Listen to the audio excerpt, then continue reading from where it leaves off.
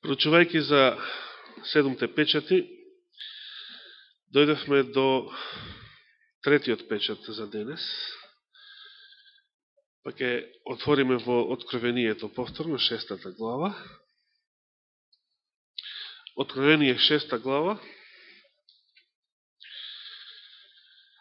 После првите два печата, после првите двајца јавачи, штом Господ го отворил третиот печат од свитокот, Откровение 6 глава, 5 стих. Дојдовме до 5 стих.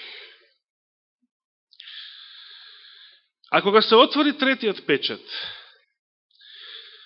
чув како проговори третото животно, односно третото живо суштество. Дојди и види. И ете видов, вели, и ете, овој превод вели вран, конј, или конј вранец. Црн конј, велат некои преводи, други и така натаму. А на него јавач со мерила во раката своја. Односно, некои преводи велат со вага за мерење, трговска вага во раката своја. И чув глас среде четирите животни, кој зборуваше шиник пченица или една мера пченица, според други преводи, за денари и 3 шиника јачмен за денари, а растителното масло и виното ќе ги нема. Само овие два стиха се посветени на третиот печат. Зашто станува збор? Прво што гледа Јован е каков конј? Црн. Сега, сте видели скроз црн конј? Сте видели? Скроз црн, катран црн? Има и такви?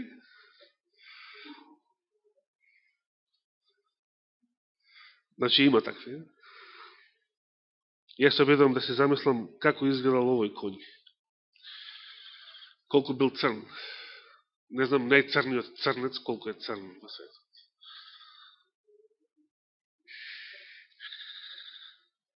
Бидејќи зборовите бел и црн често ги потребуваме за не баш бели и црни бои.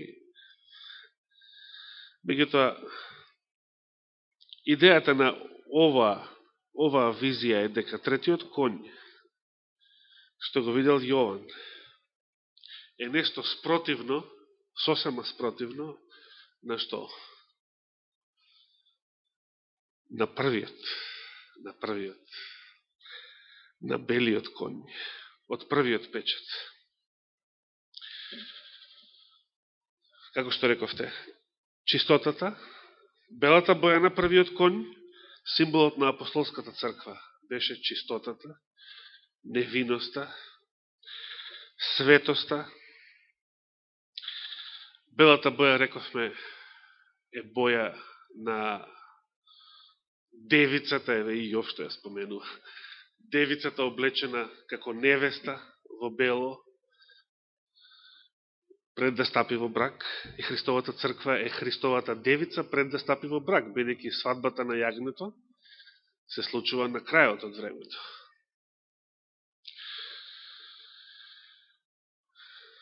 Што би требало да биде сега црната боја, која е спротивна на сето ова?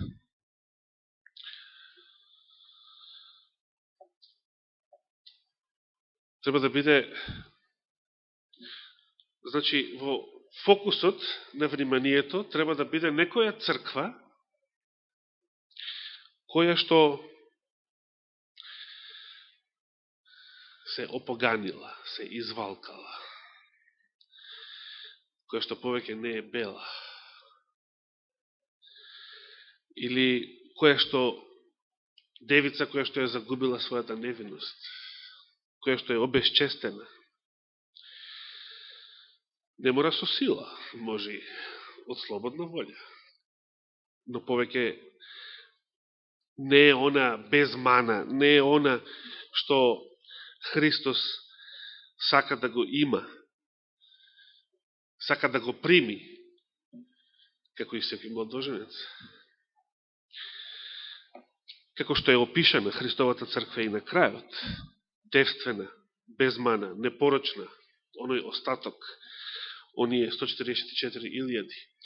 Овдека црниот конј е, значи, нешто сосема спротивно и од почетокот, апостолската црква, белиот, и од остатокот кој што ќе живее на крајот, запечатените, како што се опишани подоцна и во 7-та, поточно и во 14-та глава.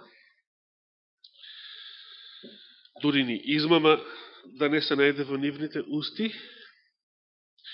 неопаганите со жени, бидејќи се девствени, тие одат по јагнето, по Христа, каде и да оди тој, и така натаму, и така натаму. Тогаш по кого оди онаа црква, која што е представена со црна боја, ако не по јагнето?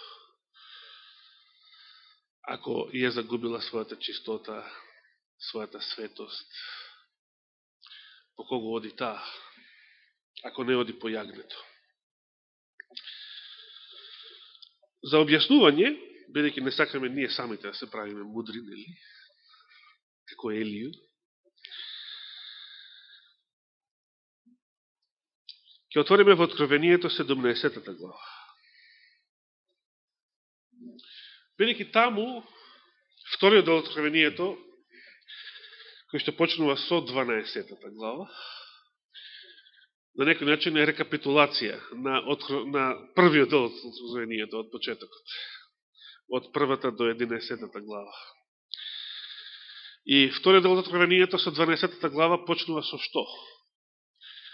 Откровение 12 глава е почетокот на вториот дел од Откровението. Почнува со Христовата црква, почнува со жената, облечена во сонце, значи повторно апостолската црква.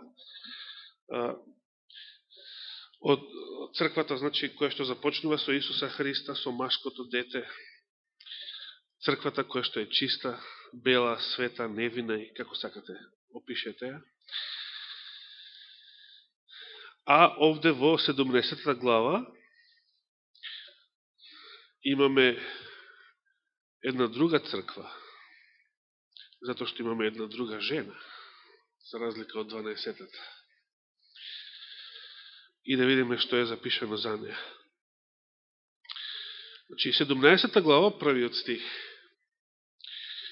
Потоа дојде еден од 7 ангели, што ги има 7 чаши, и зборуваше со мене, велејки ми: дојди да ти ја покажам пресудата на големата блудница, која седи над многу води.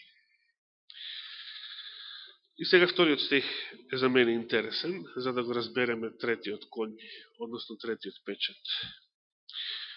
Со неја, значи со оваа блудница, значи ова не е наречена невеста, ова не е наречена вереница, не е наречена девица, туку е блудница, спротивно. Со неја блудствува кој? Земните цареви. Значи, што треба да бараме во разбирањето, во толкувањето на третиот печат? Што треба да бараме? Црква која што стапува во сојуз не со Христа, со царот на царевите, туку со земските цареви. Со неја блудствува земните цареви и со виното на незиното блудство се опија жителите на земјата. Сега нема да го читаме остатокот, бидејќи не интересира сега проучувањето на оваа блудница, туку само ги цитиравме овие 2 стиха од 17 глава, колку што е потребно, за да малку разбереме на што се однесува третиот печат. Значи, првиот конј, белиот конј, ја представуваше триумфалната црква, апостолската црква, бидејќи неја ја јаваше јавач со лак. На тој јавач му беше даден венец, што значи символ на победа, на успех, круна, слава, значи спортист кој што е награден. И му беше даден венец и тој излезе како победник за да победи. Вториот печат, за кој што зборувавме минатата сабота, ја представува маченичката црква после апостолскиот период. Затоа што тука гледаме дека излезе еден друг конј кој што е црвен. Бојата на крвта, бојата на мачеништвото. И тој период, рековме, нешто повеќе од 200 години трае и завршува со времето на царот Константин. Поточно 313 година со негов едикт престануваат сите прогонства врз христијаните. Тој тогаш доделува верска слобода, прогласува верска слобода во целата империја, секој да верува и да му служи на оној Бог кому сака, како што сака. Значи, тука завршува периодот на мачеништвото и прогонството. Веројатно, голема радост и голема среќа за тогашните христијани, меѓутоа сепак почнува да се случува нешто друго, нешто што ја символизира, значи, црната боја на третиот конј. Што е проблемот? Што е проблемот ако црквата стапила во сојуз со државата? Зарем тука има нешто лошо? Еве ќе прашаат луѓето. Зарем е лошо што Константин станал првиот христијански цар? Зарем црквата треба да сака сите цареви и земски да бидат непријатели и пагани и прогонители на истата? Што е проблемот? Значи, проблемот е, и сега тоа не се случило преку ноќ, се разбира, проблемот е што кога црквата стапува во сојуз со државата, одеднаш вратата на црквата е отворена во незините редови да влезе се и сешто. И оние што веруваат, и оние што не веруваат. И вистината, и лагата. И вистинската вера, таа никогаш не исчезнала. Значи, целата црква никогаш не отпаднала. Вистината продолжила да постои во црквата. Впрочем, и во апостолската црква, дали сите верници биле бели, чисти, свети, се разбира, не.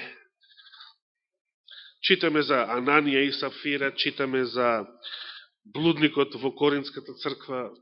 Има еден куп ситуации во времето на апостолите кои што не представуваат пример за светост, чиста вера, невиност и така натаму. Значи, апостолската црква е представена со бел конј, а тоа не значи дека сите верници во неја биле чисти, бели, верни на Бога и посветени. Така и во периодот на црниот конј, на третиот печат, не значи дека сите верници отпаднале, се откажале од вистината. Не значи дека вратата на адот ја победила црквата, како што Христос ветил дека тоа нема да се случи. Но, штом конјот е црн, значи дека беззаконието, лажната наука, суеверието, во тој период, почнувајќи од тогаш и постепено, не одеднаш реков, почнувајќи од тогаш и постепено на голема врата влегуваат во црквата. И таа ситуација трае до ден денес. Ден денес имате луѓе православни, например католици, 2% самите признаваат, 2% се оние што на вистина се раководат според верата на нивната црква, редовно одат на богослуженија, еднаш седмично макар, редовно се причестуваат и така натаму. Останатото само се нарекува христијани. Прашање е дали тие 2 пати годишно ќе отидат во црква. Едноставно затоа што не е толку интересна црквата. Интересно е да таму кај што има да се јаде, да се пие и по некој разврат, ако е можно. Тоа е тоа, паганштината, затоа што црквата, иако вистината останала, иако верни, посветени верници останале, за жал, множина од нив ќе бидат прогонети, сепак на голема врата влегуваат необратени, суеверни и луѓе кои што тврдоглаво не сакаат да се откажат од своите пагански обичаи. Во 4. век, значи после Константин, Римската црква прва го прогласува 25. декември, до тогашниот празник посветен на Сонцето, за Христов роден ден. И самата црква признава дека пред тоа Христовото раѓање се славело на 6. јануари заедно со Христовото крштевање, заедно со богојавление водици. Че црквата немала потреба да измислува друг празник, таа веќе си го одбележувала Христовото раѓање заедно со крштевањето, што некако и поодговара. Но, ете, за да се направи компромис, затоа што паганите никако не сакале да се откажат од 25. декември. Никако не сакале да се откажат од својата прослава на тој датум. Па ете, црквата што прави? Прави компромис. Во тој период, иако саботата не само што останува како благодатен празник на поголемиот дел христијани, туку заживува дури, бидејќи времето на прогонството и не била баш празнувана како што треба. Но, иако дури и заживува, сепак со Константиновиот царски закон, со кој неделата е прогласена за државен празник, и понатаму неколку црковни собори кои што ќе послужат со нивните одлуки да се потисне малце саботата и да се воздигне повеќе неделата, се случува еден нов компромис кој што трае со векови. А тоа е кој? На некој начин ние сме навикнати во едно такво општество и саботата и неделата со векови да бидат подеднакво празник, но ќе дојде време кога саботата ќе биде целосно напуштена. Дури подоцна. На почеток, во целото православие, во првиот милениум и во многу западни цркви, саботата и неделата биле подеднакво празнувани. Тоа е уште еден компромис, тоа е таа вага што ја гледаме во раката на јавачот, на црниот конј. Да се прави баланс помеѓу вистината и лагата. Да се прави компромис помеѓу верата и суеверието.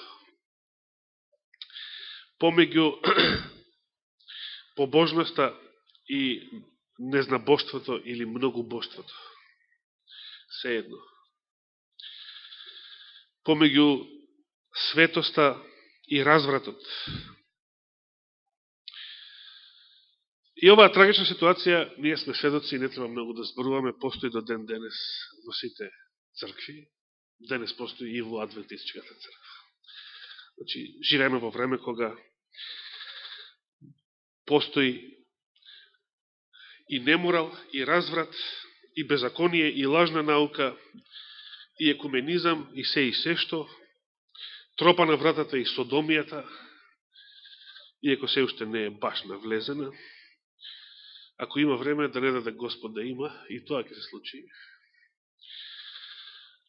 А истовремено остануваат и постојат да живеат во црквата и вистината, и духот на пророштвото, и светоста, и праведноста, а некако изгледа дека Изгледа дека и Генералната конференција, како и црковните водачи во минатото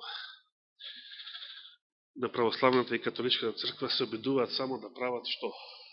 Прават баланс. Не сакаме да ги загубиме ниту едните, ниту другите. Ако е можно, нека веруваат и вака и онака. И во тројство, и во нетројство. И во ова, и во она.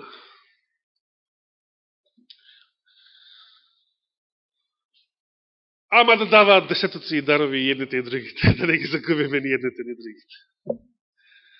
За жал, превладува вагата, нели? И тоа е една трагична ситуација во целиот христијански свет. Но, повторно нагласувам, вистината се уште е присутна. Остатокот се уште е присутен.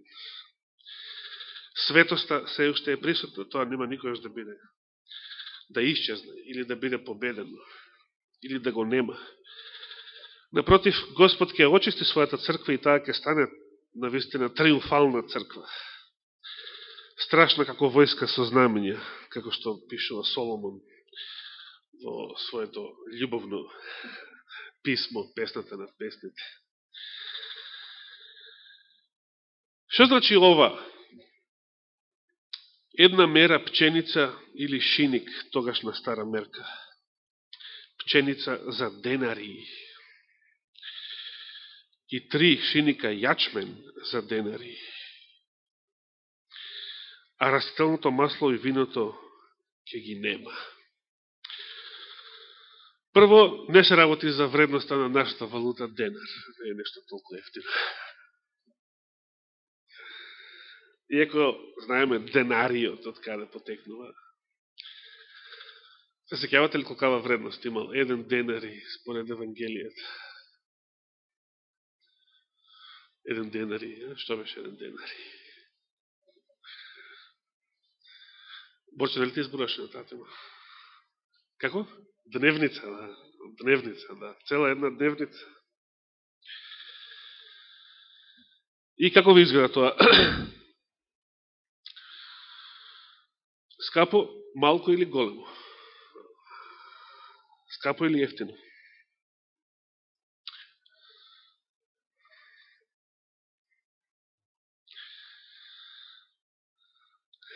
Во ред.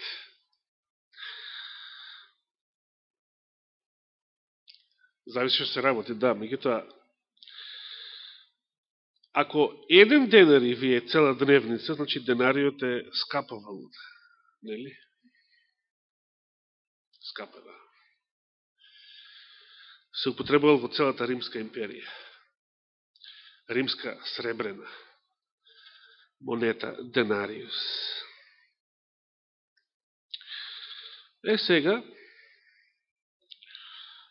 што значат овие зборови? Значи, јавачот кој што ја држи вагата во раката, тој изгледа како да продава нешто. Како да нуди нешто.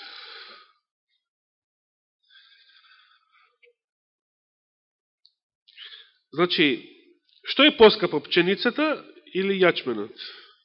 Пченицата се разбира. Тоа се гледа и според ценава, нели? Да. Каков хлеб сакате да јадете подобар? Пченичен или јачменов хлеб?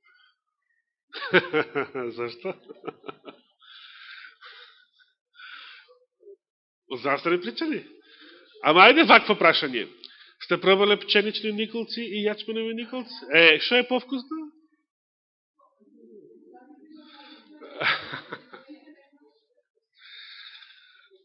Пшеничните се повкусни.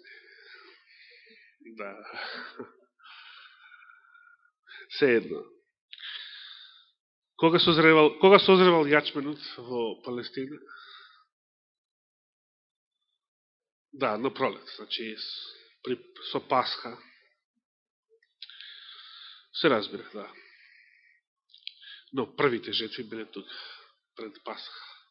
Првиот сноп требал да биде принесен на Господа за обрт на третиот ден, како символ на Христовото воскресение. Кога созрева пченицата? Подоцна. За кој празник веќе имало пченица на располагање? Педесетница, да.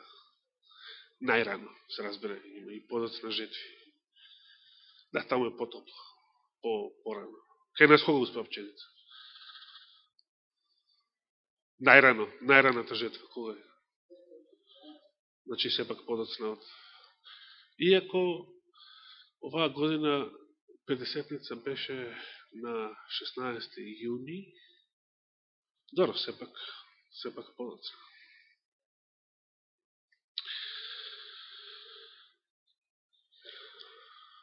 Што представува лебот? Дали пченица, дали јачмен? Прешто пченицата од секојаш била поскапа од јачменот. Што представува маслото? Што представува виното во Библијата?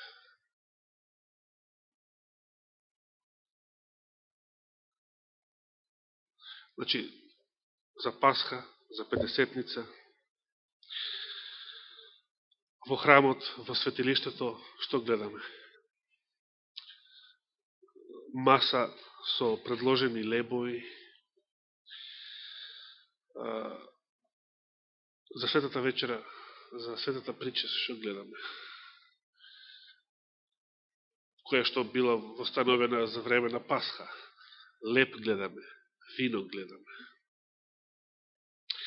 За да се замесе лебот, треба ли масло?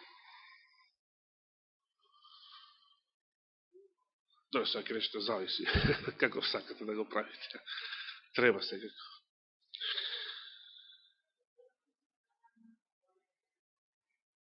Да, така да треба да масло за да биде бесквасен. Благодарам. Одлично резонирате. Значи, третиот јавач со вагата во рацете, со еден збор, најавува скапотија и немаштија за најважните нешта во верата на еден христијанин. Лебот на животот, дали пченичен, дали јачменов не е битен, затоа што тоа го представува Христовото тело.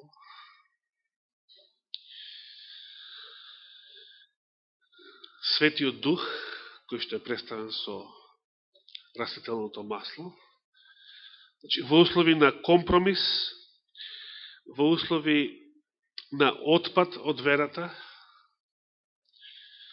затоа и после онаа глава што ви ја препорачаш мејатата сабота, прогонството во првите векови од големата борба, после втората глава, третата глава од големата борба, како носи наслов?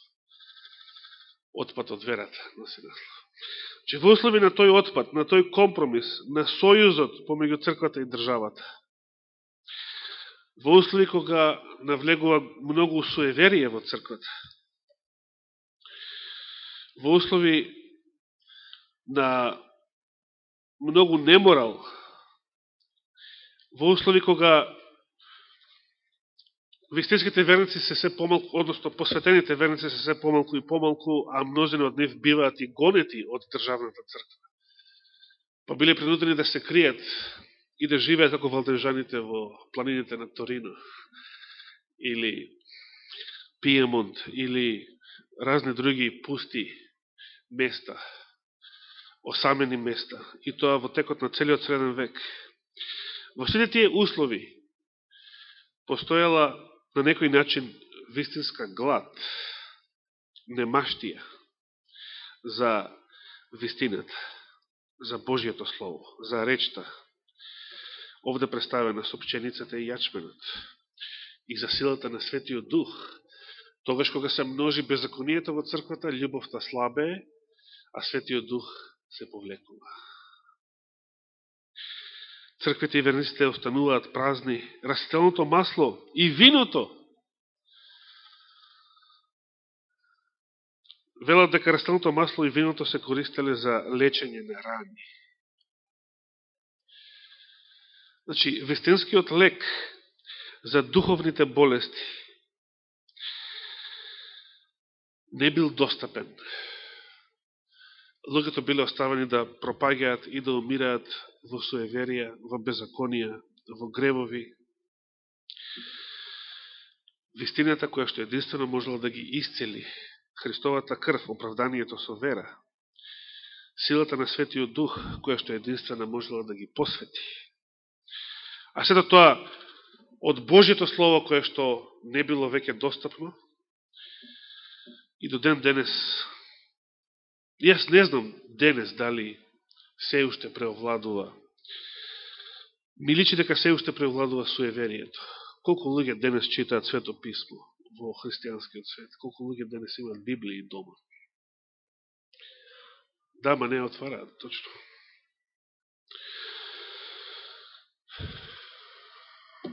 До тој степен што и една христијанска влада, како што се представува во Македонија, наместо духов ден, наместо понеделникот да го прогласи за празник, петокот пред задушница го прогласува за празник. И јас го прашував свештеникот Ивица, како е може да се случи ваква глупост? Духов ден ли славите, духот се слави или духовите ги славите? Колку е лесно во услови на суеверие и празникот, радосниот празник на Светиот Дух, Педесетница, од духов ден да стане духови, одnosno да стане хорор празник. Во услови на суеверие. Он ми одговори, цел ден вели устата ми се исуши да им зборувам на луѓето дека духов ден нема врска со духови. Колку ќе ти се исуши и на тебе устата и на мнозина попови ќе им се исуши устата, бидејќи ова суеверието има завземено толку замав, што кој год да сака да го реформира, како што он сака денес, и некои негови колеги, тоа оди малку тешко работата. Тоа е како што вели Алекс Джонс, ако сакаме денес да го спречиме новиот светски поредок, тоа е исто како да застанеме на пруга и да сакаме со своето тело да го спречиме возот што иде. Малце тешко. Малце тешко.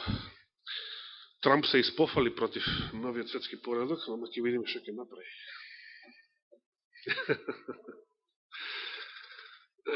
Дали ќе му се придружи на Кенеди, таму на гробиштето Арлингтон, ако сака да биде доследен на тоа што го зборувал, или ќе испадне уште еден голем лажго.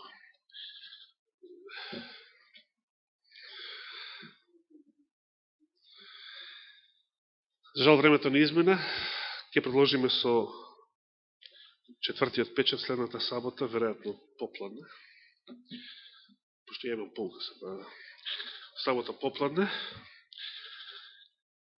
Најстрашниот јавач на апокалипсата ќе биде на ред, ќе видиме и зошто, иако немаме причина да се плашиме од ништо, а најмалце од духови.